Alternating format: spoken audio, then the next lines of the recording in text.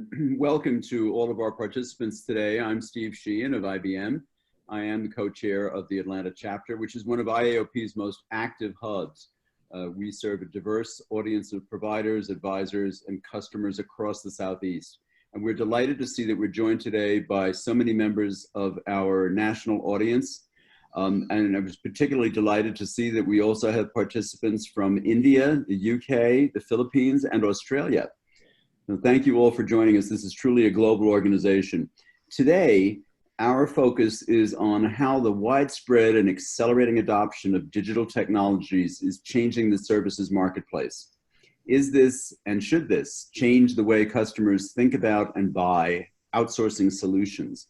And to lead this discussion, I'm delighted to welcome our team from Everest Group, Michael Jansen and Sakshi Garg.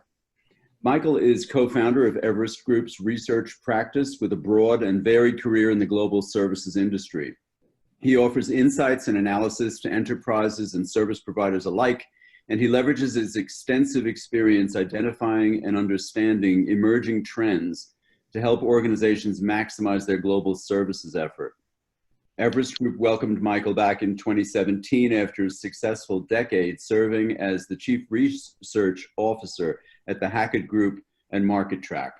In his current role, Michael is responsible for guiding the practice's research agenda and architecture and aligning its capabilities with the market's disruptive changes and next generation demands. Sakshi Garg is a vice president in Everest Group's global sourcing practice, and in this role, she leads multiple engagements and initiatives with global in-house centers, GICs. She's helped many such centers in the areas of benchmarking, peer intelligence, and talent strategy. Her global services experience includes assisting buyers in global sourcing-related decisions, focusing on locations, the sourcing model, network optimization, benchmarking of centers, gathering and analyzing peer and competitive intelligence on GICs, service providers, and developing thought leadership papers on topics related to GICs. In addition, Sakshi also manages Everest Group's research membership focused on global in-house centers, which is Catalyst, the industry's only research program focusing exclusively on GICs and internal service delivery models. I'd like to welcome you both. Thank you. Before we begin, let me just also remind our participants that you may ask questions using the Zoom technology during the program, and we'll do our best to address them as we go along. And with that, Michael, I will turn the microphone over to you. Okay, we're going to get the slides up here going. All right, fantastic. So thank you, Nicole and Steve, for the great introductions. And so actually, let's just go into the next first slide. That's us. All right. So what we're going to go through is we're going to talk about some of the key business issues that enterprises are facing today, based on the analysis or the surveys and the studies we've done. We're going to talk about digital as a response lever, and then we're going to talk about the 5 challenges in buying digital. And so we want this to be interactive, so feel free to ask your questions, and we'll try to get to them. And if we can't get to them, we'll make sure that we find the right person to do so. So if I step back and I look at what the challenges for 2019 were, the first challenge here, and we're going to show you data on each one of these things, but the first challenge was really focusing on the disruption of the business model. And so certainly there's a lot of angst and opportunity out there alike that enterprises are still struggling with. But I'm going to show you some interesting data on, we've been talking about a lot for a long time, but sometimes it takes a while for it to really mean something, and we're starting to see it really mean something in some of the sectors right now. In addition to that, we're going to talk about the talent shortage. That's number 1, and then we'll also talk about pricing cost pressures a little bit as well. So those are the other challenges that we face here. We'll convert those challenges into opportunities in terms of what you can do about them as in the second section. All right, so this is one of those interesting charts. I'm a data person. Sakshi's a data person. We're always looking for kind of what's the data showing us. And so we went back and took a long-term view of the changing business model. And certainly, I think probably everybody has Amazon. They probably have a membership to Amazon, or they buy stuff from Amazon. That's nothing new. But what we've done here is we've plotted two important numbers here. One is the number of store closures. And so that'll be the green bars here. And what we've done is gone back more than a decade and said, typically we close in the US here about 4,000 stores per year. Good times and bad times, it's about 4,000. We had an extraordinary bad year in 2008. We probably have maybe since forgotten, hopefully. But in that year, we closed roughly around 7,000 stores. But we've been talking, and so as we went through the decades here, 2017 and 2018 and even into 2019, you can see the numbers have increased substantially. And so now, even in our best economic times, and our president likes to tell us how good things are, we are now closing more stores than ever before. And so you're asking yourself, but why? I mean, if you look at the blue line here, you can see the Amazon revenues are starting to, they've been increasing for a good while now, and Amazon's not new. At least in the retail market, their model really hasn't changed that much. They're refining it, they're enhancing it, they're augmenting it. But the essence of what I bought from, or you bought from Amazon, and the way you bought it is pretty much the same, even going back a decade. But the point with this chart is it took more than a decade before we started the real impact of Amazon on other retailers.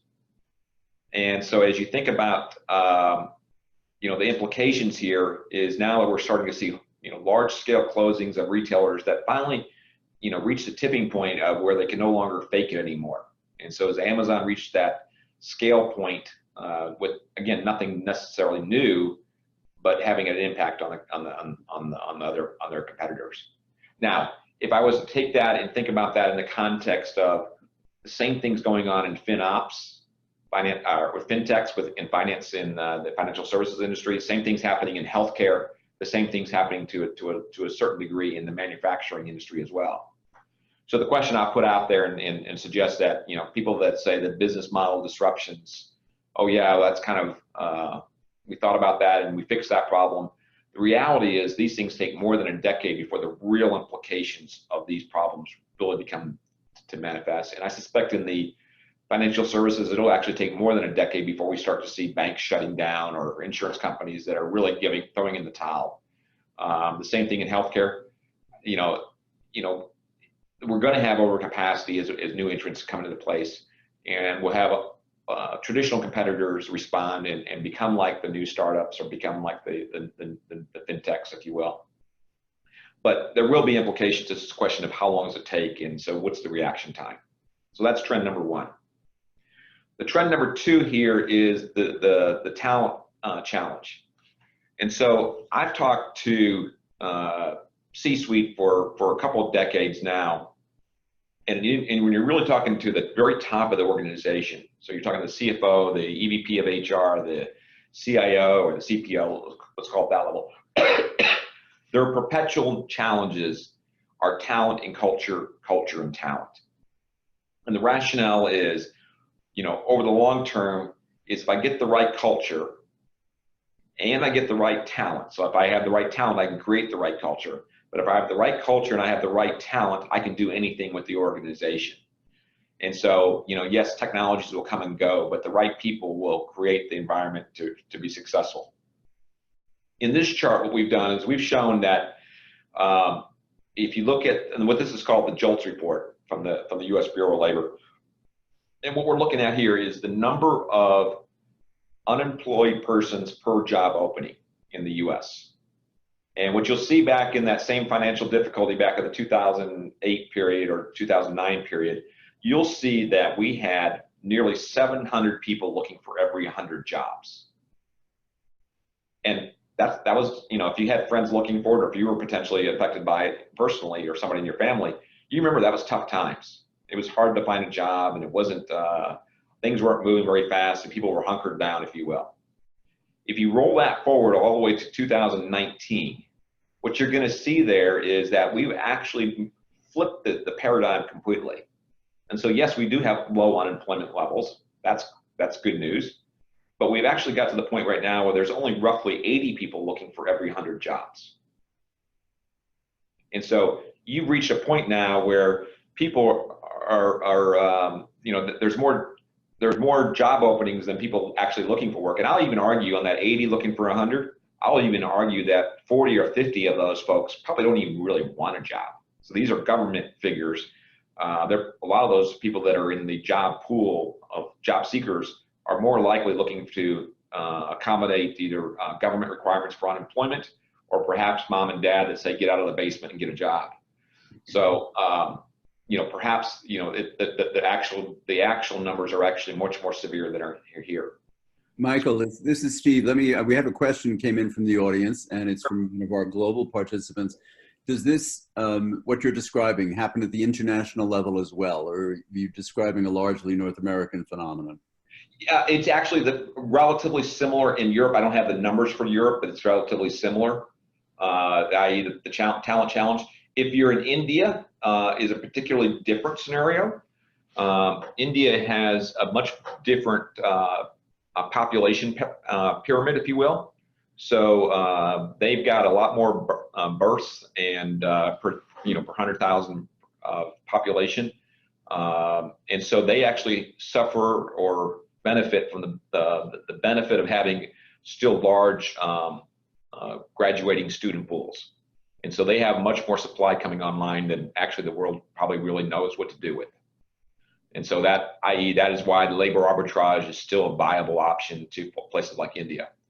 If you get into Eastern Europe, where there's a lot of locations there that are still relatively low cost, there is some opportunity there, but it's greatly diminishing because the populations aren't nearly as, they're facing the same inverted or the same population birth and graduation statistics. And so it's a little different there. And Steve, just to add to Michael's point, even in case of India, if you peel the onion and look at some of the niche digital skills that are increasingly, coming up in demand and sort of focus of our today's discussion, the demand supply is somewhat, skewed, and there is not as much shortage as you will find in some other locations, but there is some scarcity of niche and digital skills, even in Indian market, if you look at some of the niche. Yeah, for the real premiums. Yeah, for the real premiums. Yeah, but if you get down into the more task level transactional workers, there's still a good runway. Oversupply, if you will. Yeah. Mm-hmm. The point with this, so that hopefully that answers the question here. And we can go into great amount of detail on country by country, city by city, if folks want to do that, but we're probably not appropriate for this session. But the point we're going through all these statistics here is, so if talent and culture and talent are the top two issues that are perpetually at the top of the C-suite, this adds a little bit of a nuance to it that says, hey, talent is no longer just about getting the right talent, just getting the top talent. It's really about getting arms and legs in the organization. And so we're going to, as we roll this conversation further, what we're essentially going to show you is that we don't believe that the talent problem is going to get solved anytime soon, because it takes a long time for people to have babies and for them to graduate and all that good stuff. So that's not going to be those demographics are locked and loaded, if you will. They're not going to change. So then we have to look for alternatives, and digital is one of those alternatives. Okay, so Michael talked about the disruption in business models. He also talked about the talent shortage on the previous slide. The other phenomenon which is happening right now, which organizations are dealing with, is change in spending or pricing models changing, or the way they are buying or sourcing services, that is also changing. We ran a study in the later part of 2018 and basically asked both service providers as well as enterprises, so buyers as well as suppliers, what according to them are the top 3 buying centers from a growth in budget perspective. And the chart that you see on this slide basically puts the responses of the service providers on the x-axis and the responses from the enterprises on the y-axis. So there are a couple of interesting, insights from this chart. First of all, Chief Digital Officer, Chief Marketing Officer, and technology heads of business units. These are 3 budget holders or stakeholders which are going to see significant growth in budgets in the next 6 to 12 months. And both service providers and enterprises are sort of aligned on this. This does not mean that the chief digital officer will have the lion's share in the overall budget. This chart represents where the growth in budget is going to happen, and the answer from both enterprise and service providers, and they seem to be largely aligned. They're very close to the line in the diagonal line is basically the CDO, the CMO, and the technology business units, which is different from what we are used to hearing traditionally, where CIOs and CFOs are typically the largest budget holders or have the most growing budgets for services space. So Sakshi, what you're saying, you're not saying that to ignore the CIO and the CFO is unimportant. What we're just saying is there's a real change happening here. Yeah, from a growth perspective, these three segments or these three stakeholder groups are likely to expect more growth. And I think the key point here is CDO was not even a stakeholder group that existed, maybe a few years ago. So definitely this stakeholder group is the influence and the ability to spend is rising in the enterprises. Right. Okay. So the other comment I'd make on here is if you think about this as the CIO being in the traditional IT infrastructure and apps part of the conversation, the reason the chief digital officer or the technology head of business, which I largely look as representing the same general phenomena, it's really kind of focusing in on the need to represent the business side of the conversation. So the new technology or the new business models around customer experience or employee experience, those two new roles, or the roles that we have represented on here, represent the change part of the conversation. That's why they're getting elevated in the organization in terms of budget and tenure. The other comment I'd make on here is, whereas the CIO and the CFO are well-defined roles in most companies, the CDO and the technology head of businesses are largely highly variable. So as you go looking for these roles in the organization, as you're talking about them, don't assume that when you say CDO, everybody understands what you're talking about. I've talked to organizations where CDO, I remember talking to him, it was him and his buddy. So the two people in the organization represented the CDO. And then I've talked to other ones where the CDO was nearly as big as the CIO organization. So highly variable in terms of what those roles are, but the direction is still largely the same. Okay, so after we have heard the business challenges that enterprises are likely to face in 2019, we're now going to focus on digital as a response lever for tackling some of these challenges.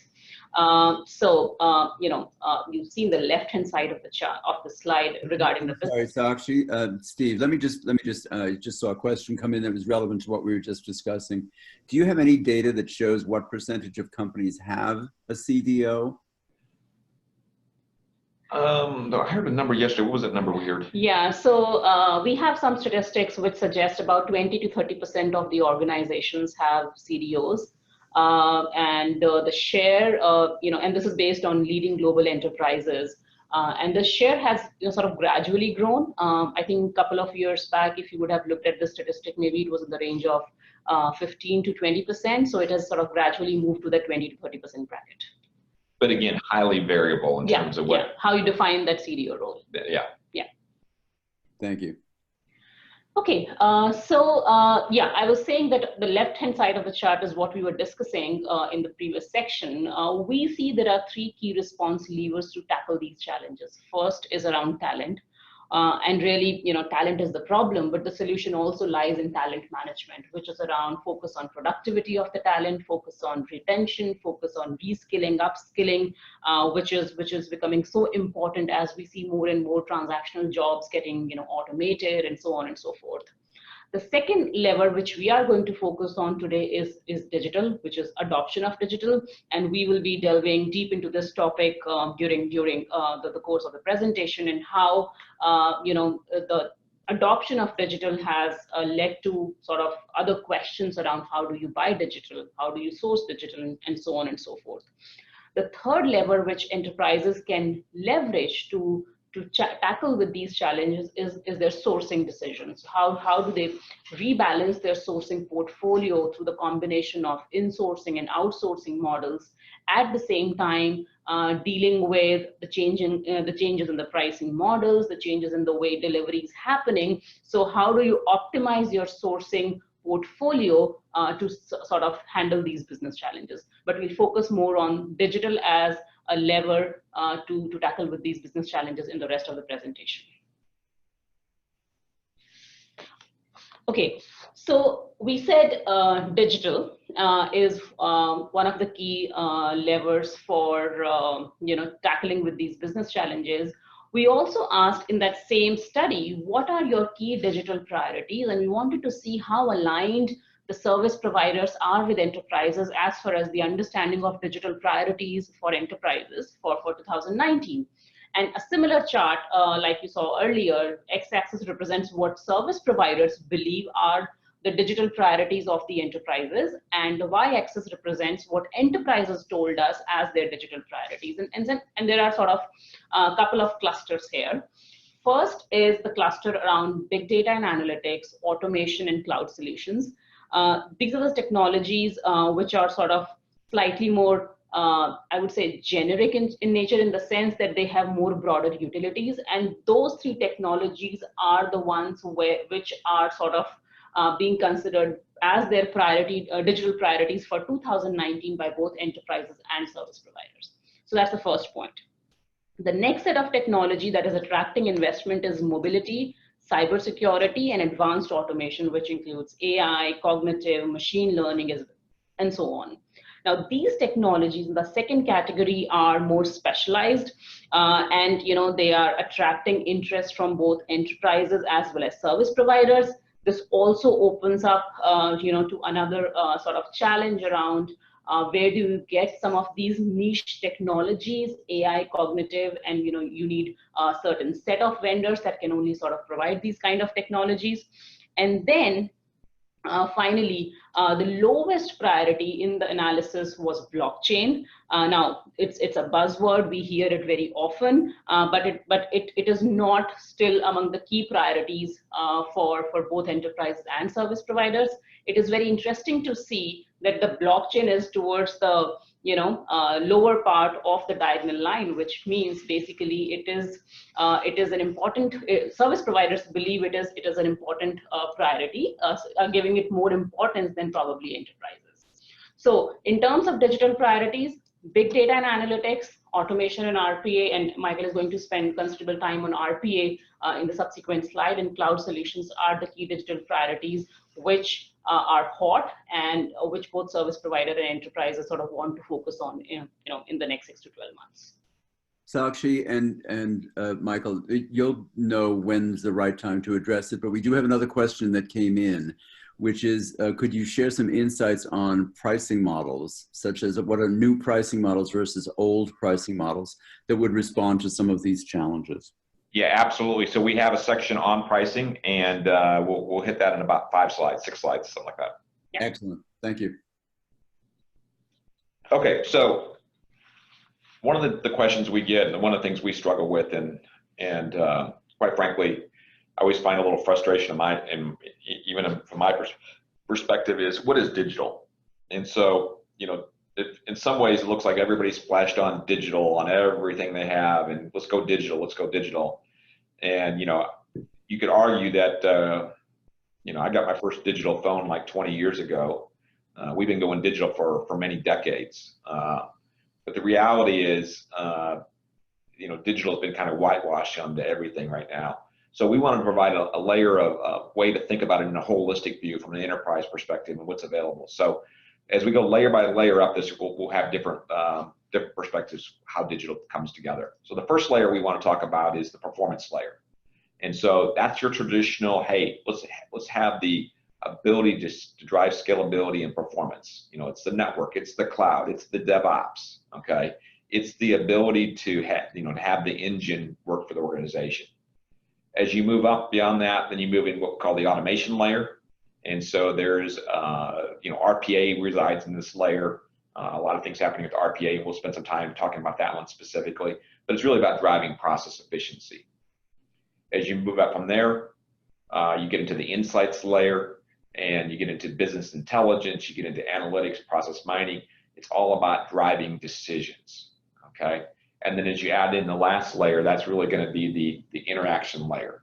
That's really starting to bring to bear the stakeholder experience, whether that be the customer or the employee experience or your partner experience, and really how are you going to interact in the technologies that are available to all of those. Now the question here is, and you'll see off to the right here, it was part of the build all the way through, there's something called cognitive and artificial intelligence. So we didn't put AI in a specific bucket, we left it playing across all layers. And the reason for that is, again, AI is starting to show up almost as prevalently as digital in terms of marketing messages from technology providers. You know, I often wonder, I still try to figure out what artificial intelligence really is. I mean, I certainly can see all the technical definitions, but in reality, what it is becoming a enhanced version of everything. So it's not a thing. You cannot buy AI by itself. I mean, you can, but it's if you want to buy code that's artificial intelligence, you can. But the reality is the way you're going to buy it in this context is it's going to be added into each one of these layers. And that's why we left it off to the side. It's not something that you buy separately. It's going to be built into your network and your security. It's going to be built into your process mining. It's going to be built into your business intelligence in one form or another. So we look at this as a holistic conversation. As you add in different ways of buying it, you can buy it as a standalone opportunity as a software. You can buy it as you can buy it at a layer level, so you can buy like the interaction layer. You can buy it as an integrated platform across multiple layers, or you can buy it as an entire platform, as a BPaaS platform. So there's lots of different ways to buy that, and I think as organizations and outsourcing and sourcing organizations look at that, they need to be cognizant that it's not just one thing to buy. It's available in many different forms and it will be sold in many different ways. As we talk about it in a specific context, we wanted to provide one example here, which was a little bit more industry contextual. And so it's actually, as you do the build here, you just kind of build pretty quickly here. We start to play these conversations not so much in generic terms. We start to put them into specific context of, hey, you know, it's about reduction in claim settlement time or capacity generation, reduction in call center volumes from an objective standpoint. It's about simplification of, you know, data capture, reduction in loss leakage. It's about improving the NPS, and you can start to see the different technologies get put in context of a specific industry. So you can build this out for insurance, and this one happens to be for claims management. But think about this in the context of your industry. You know, how would you need to apply these different layers as you go forward? Okay, so what we're going to do, hopefully that give you kind of some data to start out in terms of the business challenges, a little interesting factoid to go with each of those. We talked about digital as a response layer and the digital platform. And now what we're going to do is talk about the 5 key challenges in buying digital. And so what we're going to do is we're going to walk through each of these 5 different areas, and we're going to show you a couple charts on each one of them. But what I would suggest in the first one, so the number of vendors in each segment is overwhelming. And so if I'd gone back, so actually go back 2 charts back to the digital capability platform. Yeah, go back one more. Okay. So if you think about this one, there were probably, well, there are literally hundreds, if not thousands, of vendors and suppliers that can provide digital services. If you think about this, there are some that will provide that process automation, the RPA. There will be 20 or 30 different vendors that do just RPA. There will be 20 or 30 or more that can do process mining or business intelligence of many different forms. There will be whole groups of people that can provide, you know, the entire box. You know, if you go to Accenture, they're going to want to try to provide you almost everything on this page. So there's many different ways of doing that, and so that brings us to, you know, one of the challenges here is you know, the marketplace is overwhelming, and the value propositions are shifting. So when I talked about the AI, you know, I can barely keep up, and we have entire teams that are focusing on keeping up with, how the offerings are changing and what is AI, what does it really mean in terms of that context. The second one here is that the ownership of digital execution is not clear, so we'll talk about that one, who actually owns it in the organization. We'll talk about the changing mix of outsourcing and insourcing. We are going to talk about that current pricing model, as the question was asked, and then we'll talk about the technology and the vendor landscaping is evolving very quickly.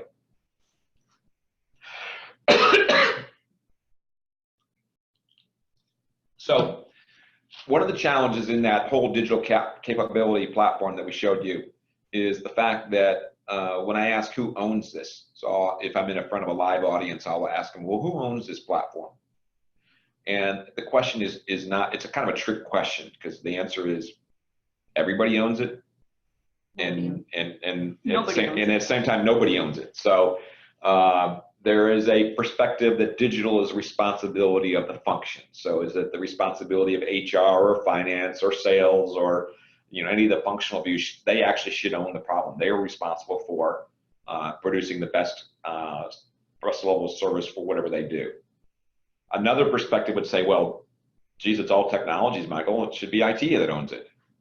And the reality is, oh, that's a nice wishful thinking, but that's not happening either. So the reality is the finance and procurement, if you go back to RPA, you can buy it with a credit card, or you can buy it, small purchase incrementally, and you can, everybody can buy it. And the challenge is it's just as simple as, signing up for a SaaS platform.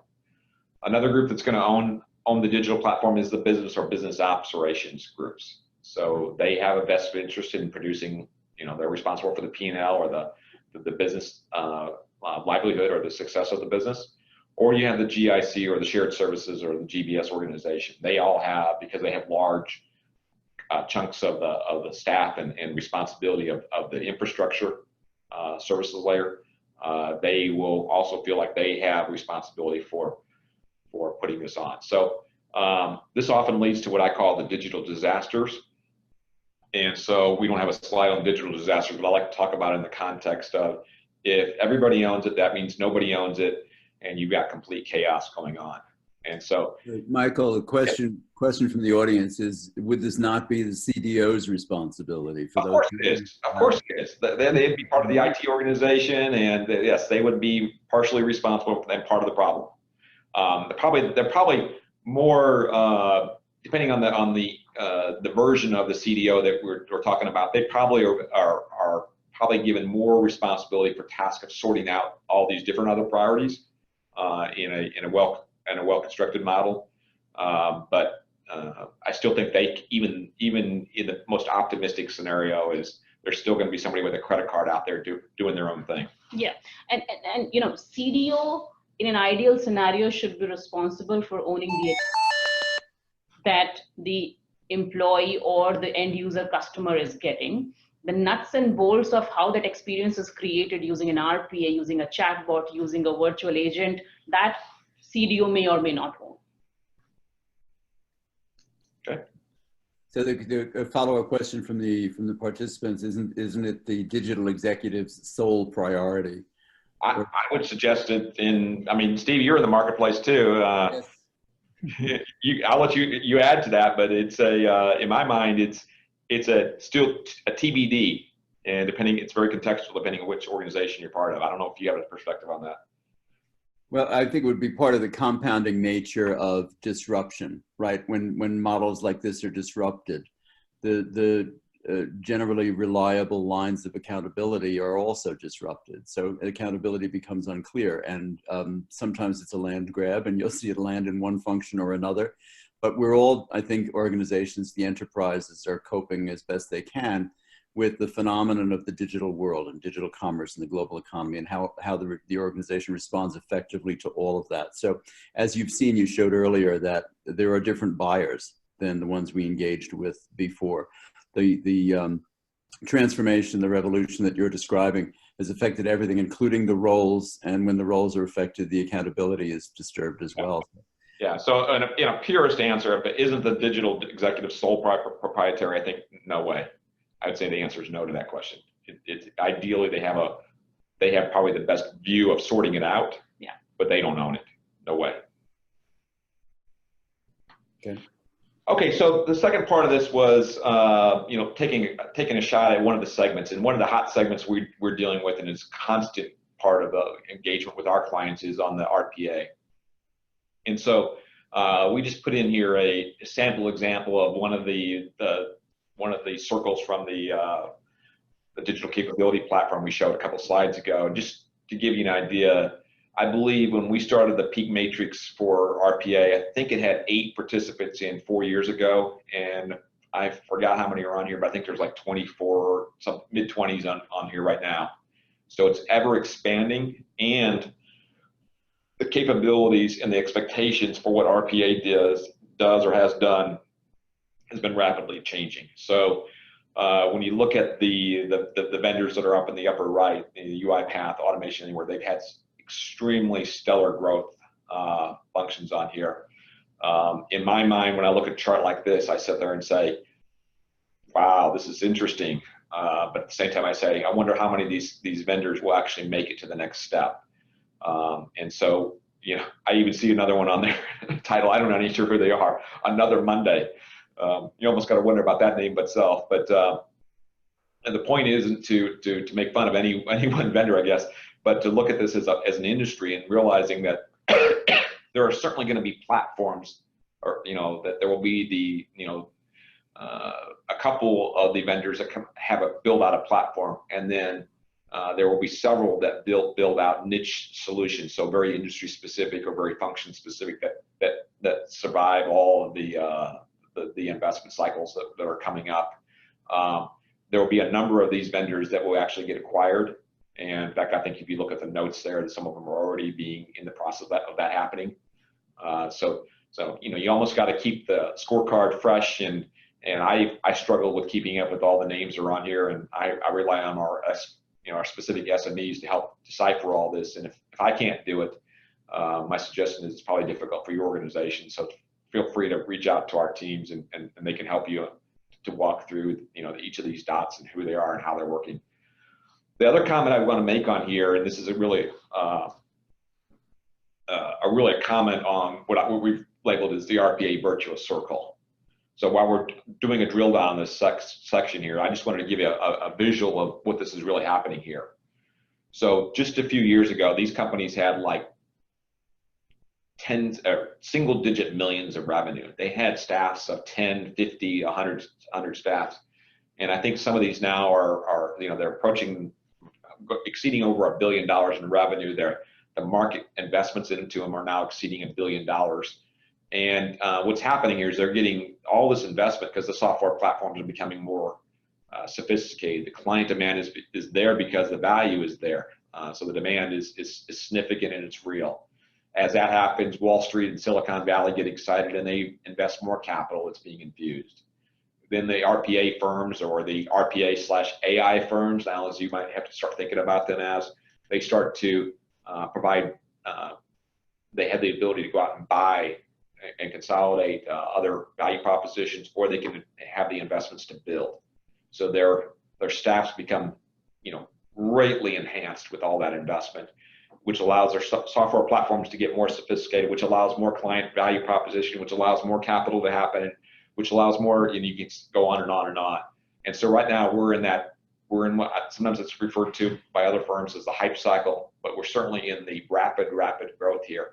And for right now, I don't see any quick end to it. I think it's going to continue for a while.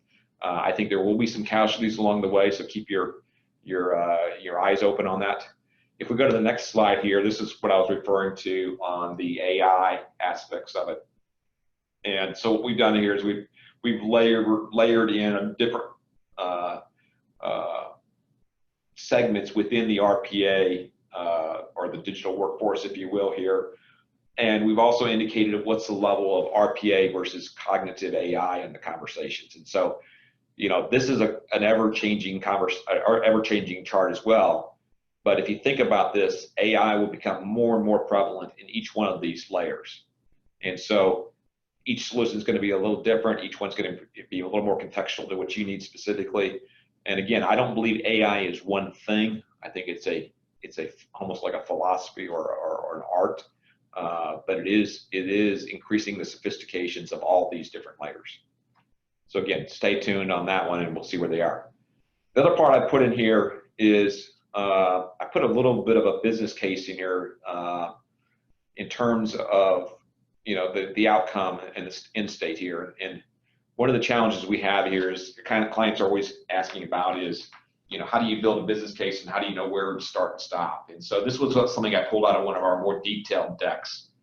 But we've tried to kind of illustrate this with say, listen, if there's in this case, there happens to be an invoice processing example where if they apply a basic level of RPA that is going to monitor and download and do vendor account reconciliation, they can make a certain level of hard dollar savings and soft dollar savings.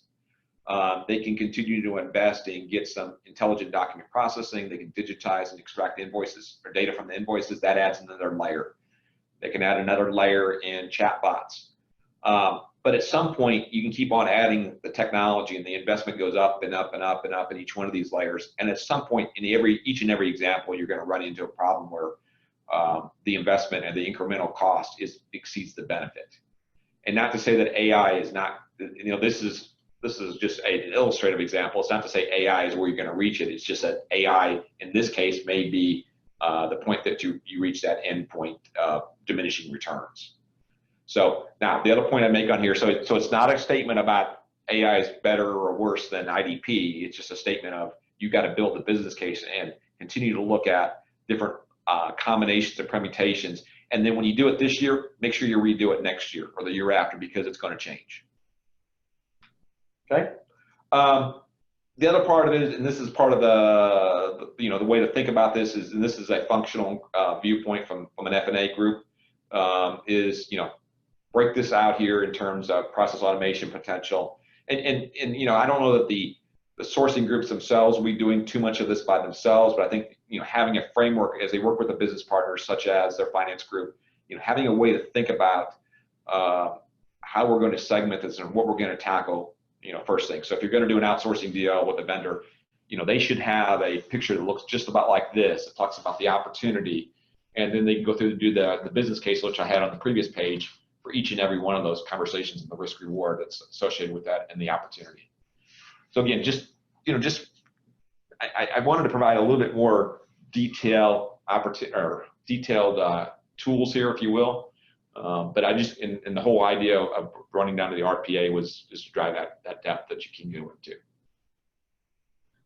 Okay, so what Michael just talked about sort of describes how the ownership is diffused, the vendor landscape is changing, the technologies are evolving. They're evolving at such a fast pace that it's hard to keep track with the use cases. It's hard to sort of keep track with the business case, which can change and evolve as you add more and more layers of technologies every year. The other complication in buying digital is the changing mix of outsourcing and insourcing. So from a sourcing perspective, the winning value proposition is being defined as reduction in cost, getting more quicker execution, and ability to access the skills that you really need. All these three winning value propositions have implication on your sourcing model. So what we are observing is the changing mix between insourcing and outsourcing, which adds to the dilemma of where to buy digital from, and who should you source digital from. Whether you build it internally, whether you buy it, or how do you implement it. The portfolio of service providers is changing. We saw how RPA vendors have grown from 8 prominent vendors to probably 25 prominent vendors, and that was just one part of that digital capability framework. That same thing applies on analytics, big data, business intelligence. The number of vendors in each of those boxes have sort of grown in the last few years. And finally, the new pricing models. These are the three main implications from a sourcing model perspective. What we found in our study was that the majority of the people, majority of the enterprises, they do not expect any change in their sourcing mix in 2019. So 44% said that they do not plan to change anything in their sourcing mix at an overall level. Of course, there may be changes at a functional level, but at an overall level, their sourcing mix is likely to remain same. However, a third are are going to pursue or are thinking of pursuing outsourcing, and nearly a quarter are going to move more work into the in-house model. Of course, some of this will change if you go deeper into functions. For example, in contact center, the expectation is more towards outsourcing, whereas if you see IT, there is a strong trend around insourcing happening, at least in the large firms. So really, you have you want to drive cost reduction, you want to increase your speed to market, and you want to make sure you get access to all the skills you need. At the same time, you need to manage how you want to balance your outsourcing versus insourcing mix while buying these new digital capabilities. The next slide, we are going to talk about the pricing models and how we see them changing over the course of next 2 to 3 years. So if you see the current service provider model is largely driven on FTE-based billing, or in other words, they derive most of their revenue from the FTEs. But we believe this is going to shift more towards intellectual property based revenue. What this also means is that the pricing models are going to evolve and change, and our hypothesis is that currently we see output and outcome based pricing to be prevalent in about 25 to 35% cases, but that is going to change, and probably it is going to the whole outsourcing dynamic is going to shift towards output and outcome based pricing, with FT based pricing models going down as things get automated and there is more focus on getting the outputs and outcomes rather than the head count. Yeah, and I think, Sakshi, that's really important, because you got to think about what I've always looked at. I've been in the outsourcing industry for 30 plus years, and we used to do most of our deals based on output and outcome pricing in the 80s and 90s. And it wasn't until labor arbitrage with India and other low-cost locations that we went to the FTE pricing. And so we're doing two things. One is moving back to the future, but also reflecting the reality is the incentives for a service provider are not lined up very well with your benefit as a user. They're not lined up very well if you're using FTE pricing, because the last thing they want to do is deploy digital or RPA technology or any of the other technology we talked about if it's going to reduce their revenue flows, because it's a direct attack on their profitability if they have to invest money to get less revenue. Now, in the long term, they will do that if asked, because they know it's an investment in the relationship. But their first instinct is to leave things alone. And if you're paying FTEs, they want you to keep on paying for FTEs. The last thing they want to do is go from 100 FTEs down to 80 FTEs, voluntarily anyway. Yeah. The third aspect of the pricing model discussion is how the talent model is going to change. So as automation slowly replaces lower level transactional work, the talent pyramid is likely to shift towards more of a diamond. Also, knowing that service providers cannot be everything to everyone, we're also seeing increased focus by service providers on orchestrating the various components we articulated in the digital capability framework. So the concept of having a third-party service provider just for service delivery standpoint is changing, as service providers are also donning new roles around orchestrating the way enterprises are adopting digital capabilities. Some more insights on the pricing models and how sort of they are changing, again from a study that we conducted in late 2018.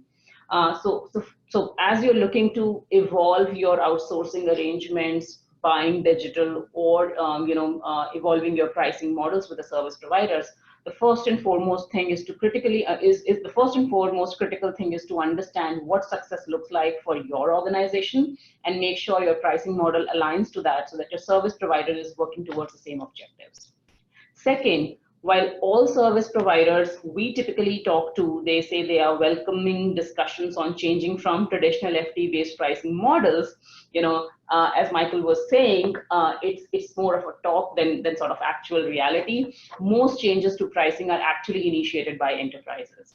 And despite and even in such a scenario, enterprises who pursued a different pricing model, they were able to capture high cost savings, greater customer satisfaction, and higher provider productivity. So our recommendation to enterprises here is, do not be afraid to have these discussions with your service providers. they are expecting it. They may not be the first ones to bring it up due to all the reasons that Michael was talking about. But the push has to be in some ways driven from the enterprise side. Finally, along with the changes in pricing, the contractual clauses also need to be aligned. So this is not just a P discussion, P into Q discussion. It's also a discussion on all the other things that go into contracting as you buy digital and as you get into newer ways of contracting with your service providers. You need to look at service scope, service performance, governance clauses, things like right to recourse, IP protect, who owns the IP, etc. So it's good to think about how buying digital has an implication on sort of what pricing model I need to adopt, but there are certain other things related to contracting and pricing that you need to keep in mind as you look to buy some of these new digital capabilities. Okay, and as we wrap up here, the global services industry. So a lot of you probably have relationships with a lot of the logos that are on this page.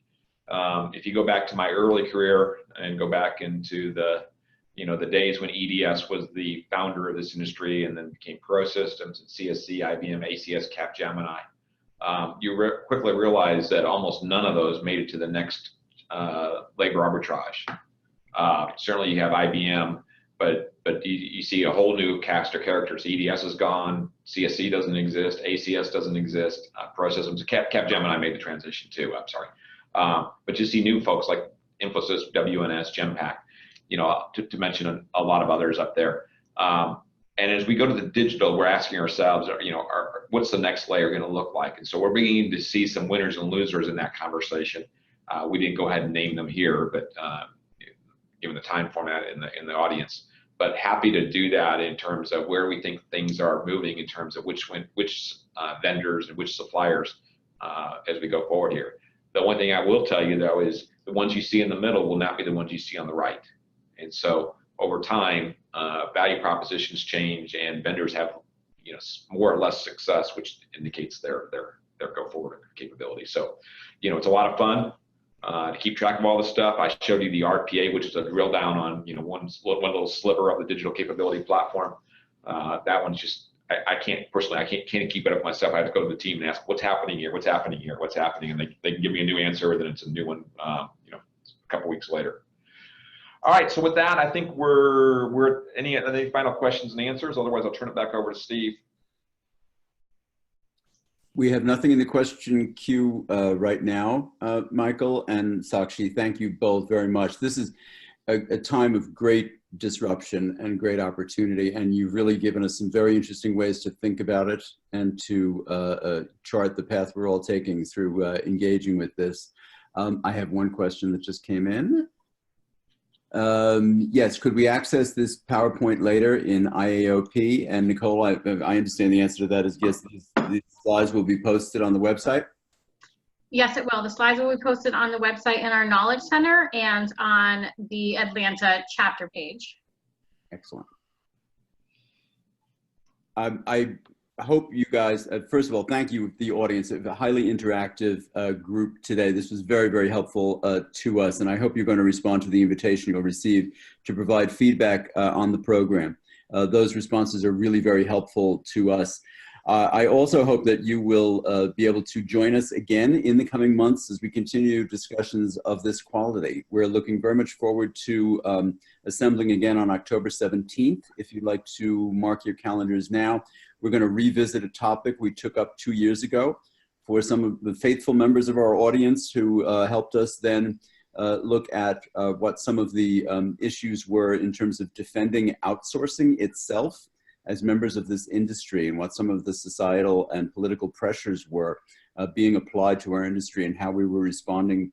We thought that 2 years on, it would be interesting to revisit that with some of our subject matter experts to see what has been changing and how has the industry been responding. So that's October 17th. And the Atlanta chapter will close out its program year with yet another conversation in the November timeframe that will be announced shortly. I have some other comments coming in. It would be great to have these more often in a month. I totally agree with you. Thank you very much for that comment.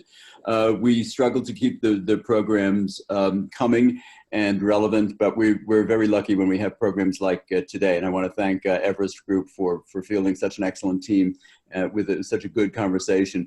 Also invite you through the website to tell us at the Atlanta chapter other topics that you would like to see as we continue to build out our program for the close of this year and for next year as well. And we look forward to seeing many of you in Orlando in February at the Outsourcing World Summit. And with that, I will close the program for today. Thank you all, and everybody have a great day. Thank you.